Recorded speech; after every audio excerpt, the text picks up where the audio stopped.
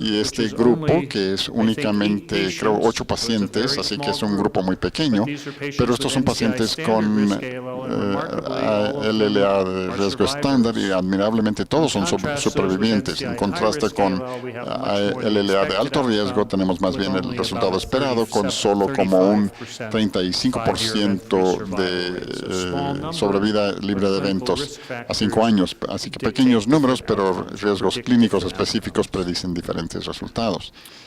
Uno de los primeros factores pronósticos identificados y todavía ampliamente usados fuera de Estados Unidos es la respuesta prednisona. Así que el grupo europeo de Berlin, Frankfurt, Münster, el grupo BNM, inicialmente trata a los pacientes con 7 días de prednisona y una dosis única de metotrexate intratecal. Esto se introdujo a mediados de los 70 para permitirles estabilizar médicamente al paciente. Así que encontraron al iniciar el uso de quimioterapia que tenían muchos problemas con lisis tumoral e infección, así que pensaron que sería mejor si nada más dieran una semana de prednisona, se dan tiempo para estabilizar médicamente a los pacientes y luego empezaran terapia inducción más intensiva, pero notaron que era pronosticador sustancial de resultado y pacientes con buen resultado con una semana de prednisona, así que después de una semana tienen menos de 1000 blastos por microlitro, tienen como 80% de índice de curación, mientras que los que tienen pobre respuesta a la prednisona tienen solo 30% de tasa de curación. Así que una gran diferencia de resultado basado simplemente en la respuesta a un fármaco de muchos que se usan para tratar LLA. El problema con esto es que 90% de los pacientes son buenos respondedores y solo 10% son pobres respondedores, así que 72% de los eventos totales ocurrieron en el riesgo de grupo de buen riesgo, así que este es un factor pronóstico útil, muy útil para identificar pacientes de bajo riesgo, de mal riesgo, alto riesgo, pero no tan bueno para identificar pacientes con buen riesgo, porque casi 3/4 de los eventos ocurren entre pacientes de buen riesgo. En contraste, en Norteamérica, los grupos norteamericanos siempre han dado quimioterapia de inducción desde el inicio sin profase de prednisona, pero analizaron la respuesta en médula ósea después de 7 o 14 días de quimioterapia para ver cómo iban los blastos en la médula ósea. Y para recordarles, en médula ósea menos de 5%, M1 es menos de 5% de blastos, M2 es 5 a 25 y M3 es mayor de 25% de blastos. En esta lámina, solo viendo resultados basados en la respuesta medular, los pacientes que llegaron a estatus de M1 para el día 7 evolucionaron mejor que los que llegaron a M1 para el día 14 y mejor que los que llegaron a estatus M1 para el día 28. Así que entre más rápidamente libras la médula de blastos, mejor el resultado. Y esto probablemente es obvio intuitivamente porque está midiendo qué tan quimosensible es la leucemia. Y tiene sentido que los que mueren rápidamente con leucemia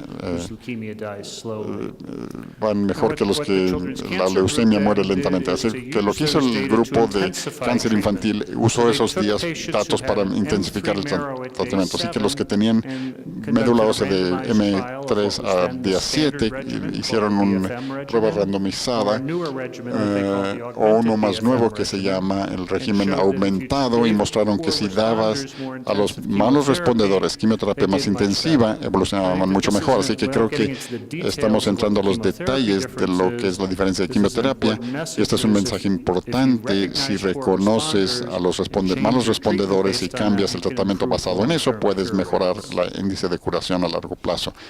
Lo que sugiere eso es que si pudieras medir la respuesta mejor y más sensiblemente, podrías tener un mejor pronosticador de resultado.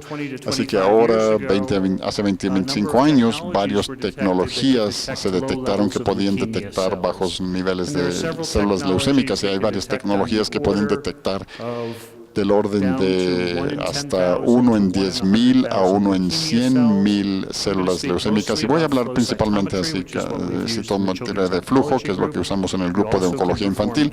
También podemos hacer PCR de reordenamiento de recepción de célula T, y hay nuevos métodos de secuenciación que baja aún más al nivel de 1 en 100,000 a 1 en millón de células, y voy a tocar brevemente eso. Así que la hipótesis era que la MRD debe ser mejor método que morfología para evaluar la respuesta, y que la intervención temprana en pacientes positivos para MRD debe de mejorar su resultado. Así que voy a ver una serie de láminas aquí con los datos del grupo de oncología infantil basado en detección de MRD en citología de flujo. Estas láminas contienen datos de mi colega y amigo Michael Borowitz, y esto analiza cómo se detectan enfermedad residual normal usando citología de flujo, citometría de flujo. Así que las células leucémicas están en el color óxido, naranja, y los otros en amarillo. Así que pueden ver varias combinaciones de antígenos que pueden fácilmente distinguir las células leucémicas de las células normales. Y esto se puede hacer analizando una muestra diagnóstica, pero se puede hacer incluso cuando son relativamente más bajos niveles de células leucémicas, como aquí.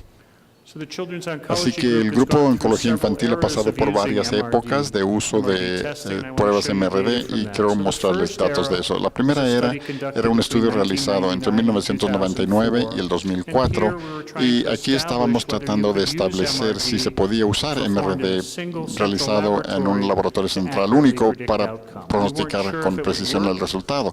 No estábamos seguros de que funcionaría, así que esto se hizo de manera ciega. Las muestras se mandaron por el centro de referencia a un laboratorio único, el laboratorio del Dr. Borowitz en Johns Hopkins, pero los resultados no se regresaron al médico tratante y no se usaron para cambiar la terapia, así que se midió MRD, pero no se aplicó. Así que hubo varias cosas importantes. Uno es el resultado informativo disponible en 24 a 48 años de recibir la muestra, y mayor de 98% de los pacientes en los que se envió la muestra, y ahora es mucho más arriba de 99% de pacientes.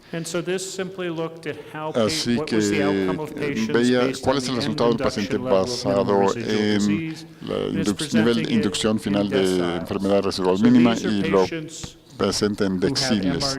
Esos son pacientes que tenían enfermedad mínima residual menor a 0.1%, menos de 1%, menos de 0.1% y mayor de 1%. Así que entre más alto el nivel de enfermedad residual mínima, peor el resultado.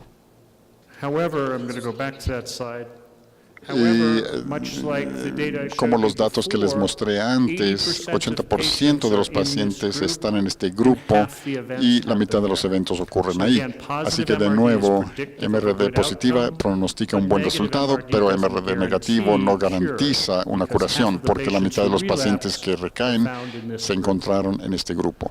La otra cosa que observamos es enfermedad residual mínima después del día 8, y de nuevo ven capas entre más enfermedad residual mínima, peor, y aquí menos pacientes se vuelven negativos a enfermedad residual mínima, así que 90% son negativos en la sangre después de una semana de terapia, pero este grupo solo 16% de los eventos. Así que podemos empezar a aislar a los pacientes con extremadamente buenos resultados. Cuando realizamos análisis multivariado en este estudio, la médula MRD o médula al día 29 era el factor único más pronóstico sobre el resultado, que es muy importante. Ahora, esto es una lámina muy interesante, y es cuando presentamos un trabajo para revisión, el revisador sugirió esto, así que era un análisis que no se nos había ocurrido y era realmente una buena pregunta. Lo que dijo el revisador es que sí, entiendo que MRD pronostica el resultado, tiene sentido que pronostica recaídas tempranas, pero pronosticará recaídas tardías, y pensamos que era una buena pregunta que no habíamos analizado. Así que la primera parte de la lámina plantea qué es lo que sucede en los primeros 3 años. Así que los pacientes entre el momento de diagnóstico y 3 años, los pacientes eran MRD positivos al final del primer mes, estuvieron mucho más mal en los pacientes que eran MRD negativos. Eso tenía sentido, eso no nos sorprendió. Pero esta es la curva que creo que es aún más interesante. Así que si tomamos este grupo de pacientes, todos los pacientes que estaban en remisión al final de 3 años, y preguntamos cómo evolucionaron basado en la prueba de MRD al final del primer mes de terapia.